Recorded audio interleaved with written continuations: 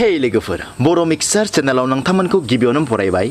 दिनै नोंथांमोनजों दायो सोलिबाय थानाय खायसे इम्पोर्टेन्ट टपिकनि सायाव सावरायनो थाखाय दिनैनि बे भिडिअखौ बानायदों आसा खालाम नोंथांमोना दिनै बे भिडिअखौ जोबजासिम नायगोन आरो लोगोसे नोंथाङा जुदि आंनि चेनेलाव गोदानब्ला चेनेलखौ साबस्क्राइब खालामबानो जाबाय दानिया फैदो लोगोफोर भिडिअखौ जागायदोनि दा बयबो मिथिखायो जोंनियाव दा मा सोलिगासिनो दङ जे कर'ना भाइरास बे कर'ना भाइरासनि जोहैनो दिनै गोबां सुबुंफ्रानो हालाय हाफाय जानांगौ जादों स्पेसियली जों बुंनो थाङोब्ला जोंनि गामि ओनसोलफोरनि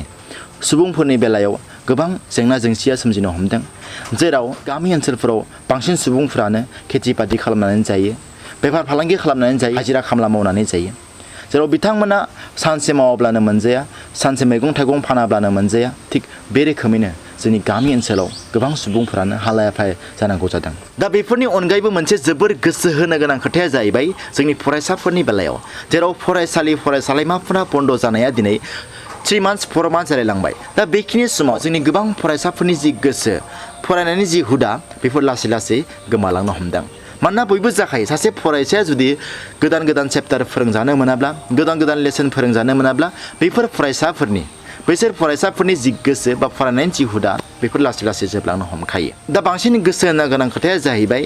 जोंनि गामि ओनसोलनि फरायसाफोरनि बेलायावसो दिनै टाउन सोहोरनि फरायसाफोरनि खोथाफोरा एसे आलादा जायो माने टाउन सोहोरनि बांसिन गार्जेनफोरानो इडुकेटेड जायो जेराव सोरबा प्रफेसार सोरबा मास्टार जेराव बिथांमोनानो गावबा गावनि गथ'फोरखौ नांगौबादि फोरोंथाइ होनो हायो नाथाय बांसिन गोसो होनो गोनां खोथाया जाहैबाय जोंनि गामि ओनसोलनि फरायसाफोरनि बेलायाव जेराव गामि ओनसोलनि फरायसाफोरा नांगौबादि सोलोंथाइखौ दिनै लानो हायाखै मानोना गामि ओनसोलनि मेक्सिमाम गार्जेनफोरानो दिनै गावबा गावनि गथ'नो नांगौबादि फोरोंथाइ होनायाव दिनै फासयनानै थानांगौ जायो मानोना गामि ओनसोलनि गार्जेनफोरा गोबाङानो दिनै इडुकेटेड नङा जेराव गोबां गार्जेनफोरानो बेफार फालांगि खालामनाय हाजिरा खामला मावनानै जानाय बायदिसिना दा बेफोरनि थाखायनो दिनै गावबा गावनि गथ'नो नांगौबादि सोलोंथाइ होनायाव दिनै फासयनानै थानांगौ जादों दा बेफोर जेंनाफोरखौ नायनानैनो दिनै फरायसालिमाफोरनि फोरोंगिरि बिथांमोना दिनै खायसे डिसिजन लादों जे अनलाइन क्लास फोरोंनाय दा बे अनलाइन क्लास फोरोंनायनि बेलायावबो दिनै गामियारि ओनसोलनि फरायसाफोरा दिनै बाहागो लानायाव फेलें जानानै फैदों दा मानि थाखाय बेबादि जानानै फैदों आं बेखौ नोंथांमोनजों सुंद'यै सावरायनि दा पिउ रिसार्चनि बादिब्ला जोंनि भारताव 24% सुबुंफोराल' स्मार्टफन इउज खालामो दा स्मार्टफन बुङोब्ला जेराव मबाइलाव केमेरा दङ मोजां मोजां भिडिअ नायजायो बेफोर मबाइलफोरखौ स्मार्टफन होननानै बुंनाय जायो दा गुबैयै जों बुंनो थाङोब्ला जोंनि गामियारि ओनसोलनि बेलायाव जोंनि गामियारि ओनसोलनि गार्जेन बिथांमोना गावबा गावनि गथ'नो स्मार्टफन बायना होनायाव फेलें जानांगौ जादों मानोना दायो बयबो मिथिखायो दायो लकडाउननि समाव दिनै बेफार फालांगि खालामनो हायाखै हाजिरा खामला मावनो हायाखै दा बेफोरनि इनकामा गैयैलाय दिनै गामियारि ओनसोलनि गोबां गार्जेनफोरानो गावबा गावनि गथ'नो स्मार्टफन बायना होनायाव फेलें जानांगौ जादों दा बेराफारसेथिं बेखौबो साननो गोनां जायो गोबां गार्जेनफोरा जे गावबा गावनि गथ'आ स्मार्टफन होयोब्ला अनलाइन क्लास खालामालासिनो बायदिसिना बिथिङाव बेखौ बाहायगोन नामा जेरैबायदि गेम गेलेनाय फेसबुक बायदिसिनायावसो मबाइलखौ इउज खालामगोन नामा बेफोर साननायाबो दिनै गोबां गार्जेननि बेलायाव जानानै फैदों दा बेनि अनगायैबो सासे फरायसानो जुदि मबाइल होयोब्लाबो आरो बे फरायसायाबो जुदि मबाइलखौ अनलाइन क्लास खालामनायाव बाहायोब्लाबो जोंनि गामि ओनसोलनि फरायसाफोरा बे अनलाइन क्लासाव मोजाङै फुल टाइम बाहागो लानो हाया जायो खोथाया जाहैबाय जोंनि गामियारि ओनसोलफोराव मोजां नेटवर्क मोना जेराव बे नेटवर्क मोनैनि थाखायनो अनलाइन क्लासाव नांगौबादि बाहागो लानो हाया जायो मानोना दायो बयबो मिथिखायो लकडाउन सम आरो बे लकडाउन समाव गोबां सुबुंफ्रानो गावबा गावनि न'आव थायो आरो न'आव थानानै नेट इउज खालामनाया गोबां जानानै फैदों आरो नेट इउजआ गोबां जानायनि बेलायावनो नेटनि जि स्पिड बे स्पिडा दिनै खमायलांनो हमदों जेराव जोंनि गोबां फरायसाफोरानो दिनै अनलाइन क्लासाव बाहागो लानो नागिरब्लाबो दिनै नेटवर्क स्पिड नोंनि थाखायनो दिनै नांगौबादि बाहागो लानो हाया जायो दा बेफोरनि थाखायनो जोंनि गामियारि ओनसोलनि सुबुंफोरा बा गामियारि ओनसोलनि फरायसाफोरा अनलाइन क्लासनिफ्राय गोजान जानांगौ जानानै फैदों दा बेबायदिनो जों जुदि डाटानि बेलायाव जुदि नायनो थाङोब्ला दिनै जोंनि मबाइलनि जि डाटा बे डाटाया मेक्सिमाम 1 GB 1.5 GB थायो दा बे 1.5 GB 1 GB जों मोननै मोनथाम क्लास लानायाबो जोबोद गोब्राब जानानै फैयो नों मबाइल थायोब्लाबो मबाइलाव जों अनलाइन क्लास खालामनो नागिरदोंब्लाबो दिनै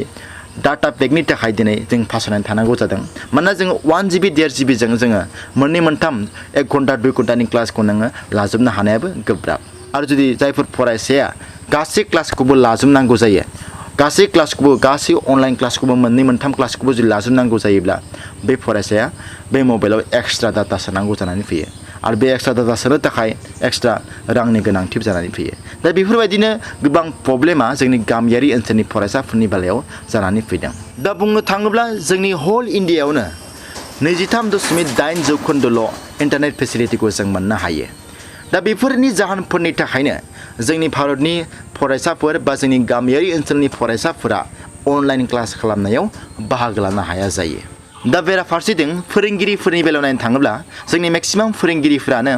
अनलाइन क्लास फोरोंफेरा अर्थात केमेरानि सिगाङाव बाथ्राफोरखौ बुंफेराखै दा बेनि थाखायनो जोंनि गोबां फोरोंगिरिफोरनि बेलायावबो बायदिसिना प्रब्लेम सोमजिनो हागौ मानोना फरायसालियाव जेरैबायदि फोरोङो बे एखे रोखोमैनो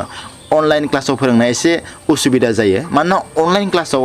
जायफोर फोरोंगिरिया फोरोंबाय थायो बिसोर फोरोंगिरिफोरासो मोजाङै फोरोंनो हानायखौ जों नुनो मोनो मानोना अनलाइन क्लासाव जोबोद खम समनि गेजेरावनो नांगौ बायदि बाथ्राफोरखौ फरायसाफोरनो बुंनानै नांगौ बायदि कुइसनफोरनि एन्सारफोरखौ सल्भ खालामना होनो हानांगोन अब्लासो सासे गथ'आ अनलाइन क्लासाव बाहागो लानो मोजां मोनगोन जुदि मोनसे बाथ्राखौनो खनले जुदि बुंबाय थायोब्ला बे गथ'आ बर जालांनो हागौ बा मोजां मोनाबो जानो हागौ दा बेफोरनि थाखायनो अनलाइन क्लास खालामनाया जोबोद साननांगौ जानानै फैदों दा जोबथारनायाव नोंथांमोनखौ बेखौनो खावलायनो सानो जे नोंथांमोननि न'खरावबो जुदि 8, 9, 10 बा एमइ स्कुल हाई स्कुलाव फरायफुनाय जुदि गथ'फोर दङब्ला नोंथांमोना गावबा गावनि गामियावनो सोरबाफोर बिएससि खालामनाय दङब्ला बिथांमोननियाव जाहाथे टिउसनखौ लानानै मोजाङै सोलोंथाइ होयो बेखौनो आं खावलायो मानोना दिनै जोंनि गामियारि ओनसोलनि गोबां फरायसाफोरानो अनलाइन क्लास खालामनायाव फेलें जानांगौ जानानै फैदों दा बेनि थाखाय नोंथांमोनखौ बयखौबो खावलायनो सानो जाहाथे नोंथांमोननियाव जुदि